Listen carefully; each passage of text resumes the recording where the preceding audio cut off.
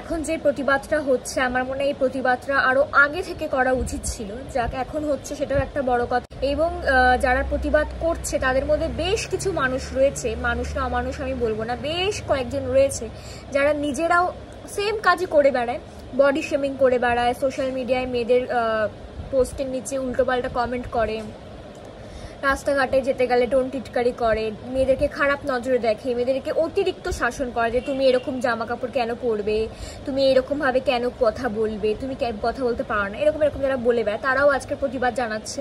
বিষয়টা হচ্ছে যে সমাজ কি, সমাজের যে দেখার যে দৃষ্টিভঙ্গি সেটা কি আদৌ বদলাচ্ছে বা বদলাবে, সেটাই হচ্ছে সবচেয়ে বড় প্রশ্ন। তো যতই মেয়েরা এগিয়ে আসুক, যতই যা করুক, তবুও মানুষের যতক্ষণ না এই সমাজের মেন্টালিটি প্রপার ওয়েতে চেঞ্জ না হবে ততক্ষণ কোনো কিছুই হবে না। কারণ মেয়েরাই মেয়েদের শত্রু। একটা মেয়ে আরেকটা মেয়েকেই বডি শেমিং করে, একটা মেয়েকেই খারাপ কথা বলে। তো এগুলো শুধু ছেলেরা যে করে তা না, মেয়েরাও মেয়েদের করে। এটাও বদলানো উচিত। আমাদের নিজেদের লোককে না বদলিয়ে আগে নিজেকে বদলানো উচিত। আমার সবচেয়ে এটা মনে হয় যে লোককেই আমরা জোর জবরদস্তি করে বদলাতে পারি, তাদের দৃষ্টিভঙ্গি, তাদের মেন্টালিটি চেঞ্জ করা আমাদের নিজেদের পক্ষে সম্ভব নয়। তাই প্রথমত আগে আমাদের নিজেদেরকে চেঞ্জ করা উচিত। তাহলে এরকমভাবে যদি প্রত্যেকে এরকম উদ্যোগ নেন নিজেকে চেঞ্জ করেন, নিজেকে ভালো পথে আনার, তাহলে এরকম করে করে বাকিরাও আস্তে আস্তে বদলে যাবে। আর ছোটবেলা থেকে না আমাদের পেরেন্টস বলো বা আমাদের রিলেটিভস বলো বা আমাদের সমাজ বলো, এই মেয়েদেরকে এমন একটা ভাবে আটকে দিয়েছে না, সেখান থেকে মেয়েরা কিছুতেই বেরোতে পারে না। আর বেঁধে রাখার পিছনে কারণও আছে, তার কারণ বাবা মায়েরা সবসময় মনে করে যে আমার মেয়ে হয়তো সেফ নয় বা আমার মেয়ে হয়তো সেফ থাকবে না, তো সেই জন্য এরকমভাবে আমরা শাসন করি বা এই করি। কিন্তু মেয়েদেরকে শাসন করার সাথে সাথে ছেলেদেরকে শাসনটা তো করো। ছেলেদের বাবা মারা, মেয়েদের বাবা মা যখন মেয়েদেরকে শাসন করছে, ছেলেদের বাবা মারা কি করছো তোমরাও শাসন করো নিজেদের ছেলেদেরকে, যে কিভাবে মেয়েদেরকে সম্মান করতে হয়, কিভাবে শুধু মেয়েদের কেন, কিভাবে সবাইকে সম্মান করতে হয়, কিভাবে বেসিক্যালি মেয়েদের কথাই বেশি করে বলবো, কিভাবে আর কি মেয়েদের সাথে কথা বলতে হয়, রেসপেক্ট কি জিনিস, এগুলো তো ছেলেদেরকেও শেখানো উচিত ছোটবেলা থেকে। ছেলেদেরকে একটা গণ্ডির মধ্যে বেঁধে দাও না। একটা জিনিস দেখবে ছেলেরা রাতের বেলায় ঘুরে বেড়ালে সেটা ওকে, কিন্তু মেয়েরা রাতের বেলা ঘুরে বেড়ালে সেটা it's not okay.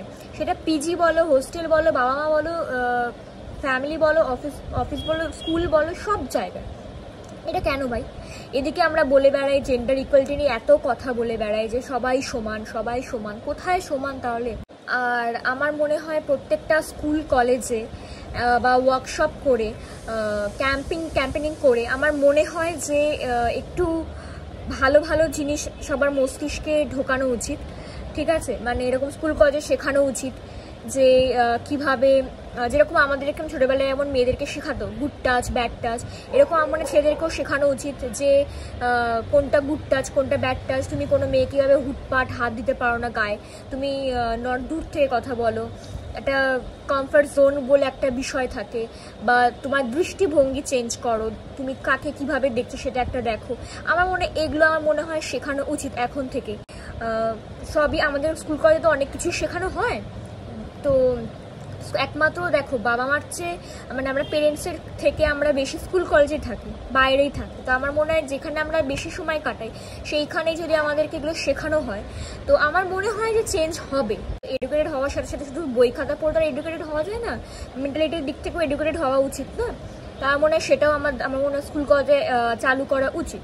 Computer শেখাচ্ছ, drawing শেখাচ্ছ, গান শেখাচ্ছ, সব ভালো, কিন্তু যেগুলো মেন জিনিস শেখানো উচিত সেগুলোই আর শেখানো হয় না। সেই জিনিসগুলোই স্কিপ করে দেওয়া হয়, ওগুলোকে ইম্পর্টেন্সই দেওয়া হয় না ওগুলো। মানে ভাবতেও ভীষণ লজ্জা লাগে যে এখনকার যুগে এসে দাঁড়িয়েও মেয়েরা সেফ ফিল করে না। মেয়েদেরকে এখনও ছোট চোখে, মানে ছোট করে দেখা হয়, মেয়েদের পোশাক নিয়ে কথা বলা হয়, মেয়েদের চেহারা নিয়ে কথা বলা হয়, মেয়েদের পুরো মেয়ের জাতিকে, পুরো নারী জাতিকে নিয়েই এখন অবধি কথা বলা হয়। ওইদিকে দুর্গা পুজো নিয়ে ধুমধাম করে আমরা দুর্গা পুজো সেলিব্রেট করি, কিন্তু কেন করি সেটা ইম্পর্টেন্ট নয়। দুর্গা পুজো, দুর্গা যে কনসেপ্ট, দুর্গা ঠাকুরের যে কনসেপ্ট, মহিষাসুর মর্দিনী যে কনসেপ্ট, সেটা ভুলে গিয়ে কি প্যান্ডেল বানানো হচ্ছে, কোন থিমের ওপর প্যান্ডেল হচ্ছে, কোন ড্রেস আপ দিয়ে আমরা বেরোবো, সেটা আমাদের কাছে খুব ইম্পর্টেন্ট হয়ে পড়ে। তো ভীষণই লজ্জার বিষয় এগুলো, যে এখনকার যুগে দাঁড়িয়ে আমরা মেয়েরা সেফ নই, রাতে মেয়েদের বেরানো সেফ নয়, সবাই বলে রাতে মেয়েদের বেরানো সেফ নয়, তাহলে যাদের দ্বারা মেয়েরা সেফ নয় তাদেরকেই বাড়িতে আটকে দেওয়া উচিত নয় কি? এই ঘটনাটা দেখার পর আমার মা আরও চিন্তা হয়ে গেছে, তুই তো বাইরে থাকিস, তো তুই এখন, আমার খুব ভয় লাগে, তুই তাহলে না কারোর সাথে কথা বলিস না, তুই চলে আসিস। এই যে জিনিসগুলো যে মায়েদের যে বাবা আমাদের যে চিন্তাটা হয় না, এটাতে না আরও প্রবলেম হয়ে যায়। এটা রিয়েলিটি, ঠিক আছে? এটা আমি বলবো না যে না চিন্তা করো না বা কেন এরকমটা হবে, বাট এটা রিয়েলিটি। এখন যদি আমাদের নিজেদের সন্তান হতো, আমরা নিজেরাও চিন্তা করতাম। সো জানি না কি কোন দিকে সমাজ যাচ্ছে, পতনের দিকেই যাচ্ছে সেটা তো বোঝাই যাচ্ছে, কিন্তু আর কি হতে চলেছে জানি না।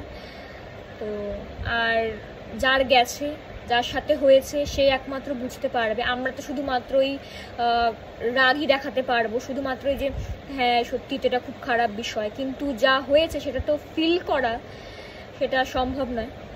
তো আমি চাইও না যে সেটা আর কারোর সাথে এরকম কিছু হোক। তো আর কাউকে যেন এইরকম জিনিস যেন ফিল পর্যন্ত করতে না হয়, কখনো এরকম জিনিস দেখতে পর্যন্ত না হয়, এটাই যেন লাস্ট একটা কথাই বলবো, নিজের সুরক্ষা নিজের হাতে, ঠিক আছে? যদি মনে হয় যে কোথাও মনে হচ্ছে যে না আমি সেফ ফিল করছি না, তো সেখান থেকে বেরানোর জন্য তোমার যা যা করণীয় তাই করো। দরকার লোককে বলতে হলে লোককে বলো, পুলিশকে বলতে হলে, জানি যে কীরকম আমাদের এই আইনের ব্যবস্থা, আমি সবই জানি, তাও বলো, এবং নিজের হাতে অস্ত্র তুলে নাও। সবচেয়ে বড় কথা আমি এটাই বলতে চাইছিলাম, নিজের হাতে অস্ত্র তুলে নাও। যদি মুখে দেখো কাজ হচ্ছে না, যদি ইগনোর করেও দেখো কোনো কাজ হচ্ছে না, লোককে বলেও কোনো কাজ হচ্ছে না, তাহলে নিজের হাতে অস্ত্র তুলে নাও, যাতে ওখান থেকে তুমি বেঁচে অন্তত ফিরে আসতে পারো। এটাই মানে আমি বলছি না যে একদম না, মানে যাতে তুমি নিজে এত সেফ থাকতে পারো, তার জন্য যা যা করণীয় হয় তাই করো। That's it.